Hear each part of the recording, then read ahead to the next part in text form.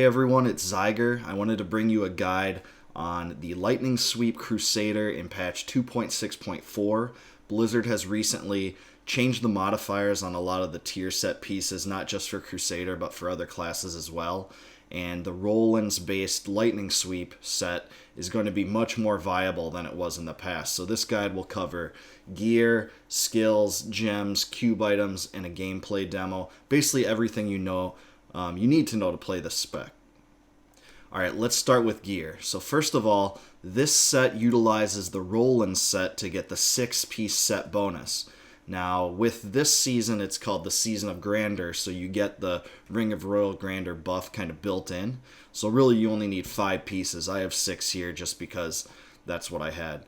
But the Helm, you want Strength, Crit Hit Chance, and Sweep Damage.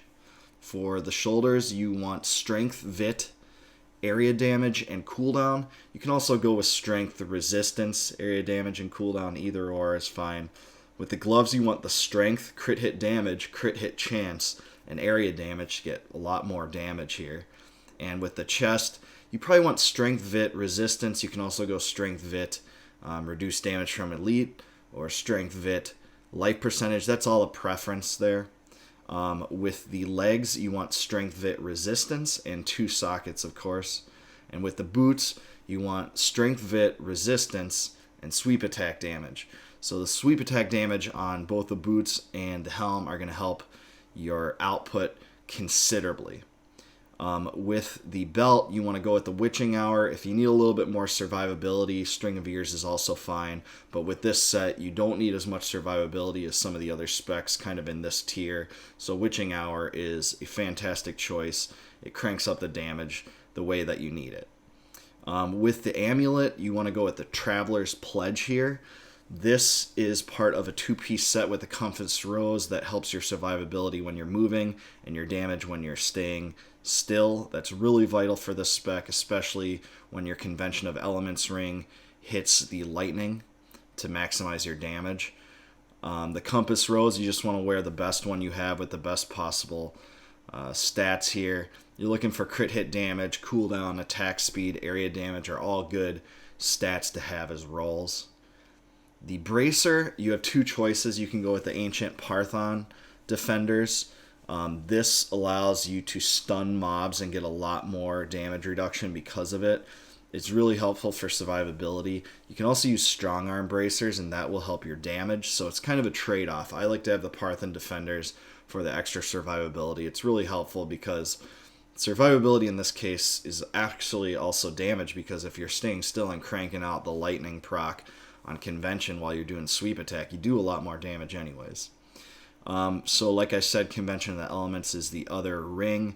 You want Strength, Hit Chance, Crit Hit Chance is a good roll. You can also go attack speed instead of strength. You can go area damage instead of strength. Both those actually are probably better than strength, and I would prefer, but the key here is you want as close to 200% on the damage modifier of the ring.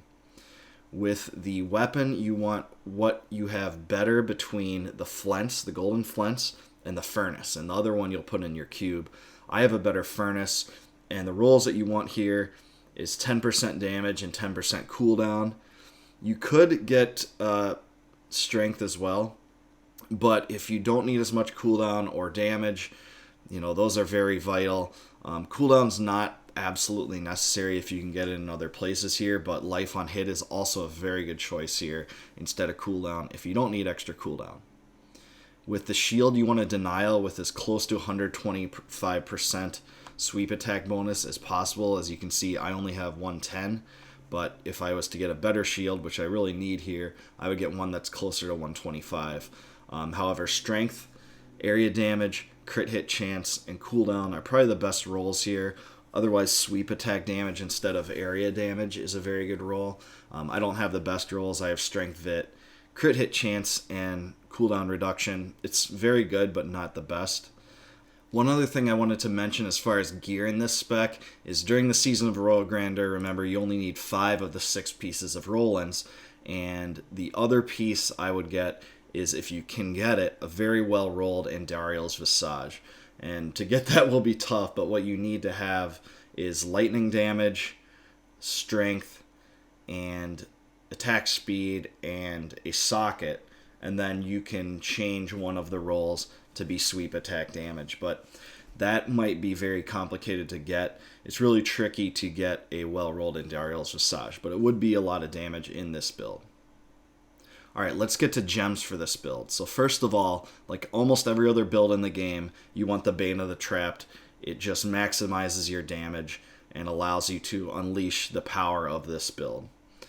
Another gem that you want is Bane of the Stricken. Again, this helps your damage potential realize kind of the utmost point of this build.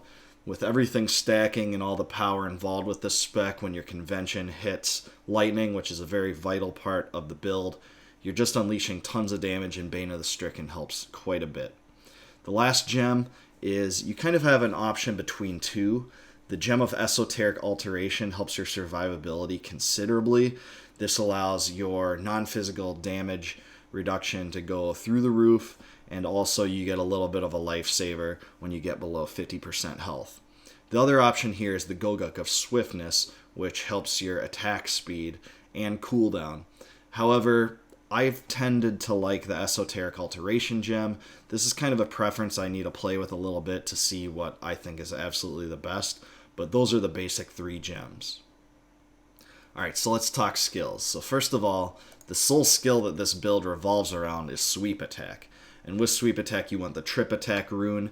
This does immense damage in a frontal cone to enemies, and it also stuns enemies for 2 seconds. It has a 50% chance to do that. When you get that, you're going to proc your bracers of your Ancient Parthen bracers to give you more survivability. But this is the primary and sole damage dealer of the build.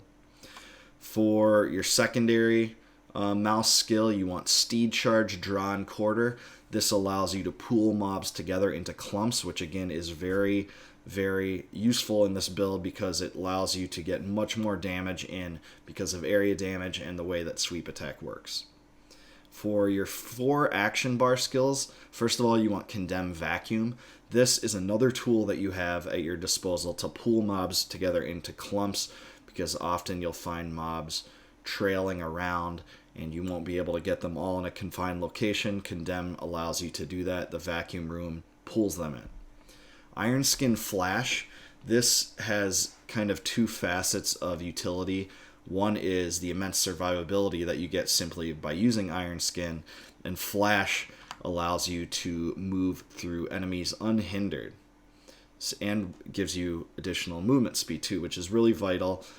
If you don't have enough cooldown, you can also use Steel Skin, but when you are kind of geared up for this, you want to use Flash because it's incredibly useful.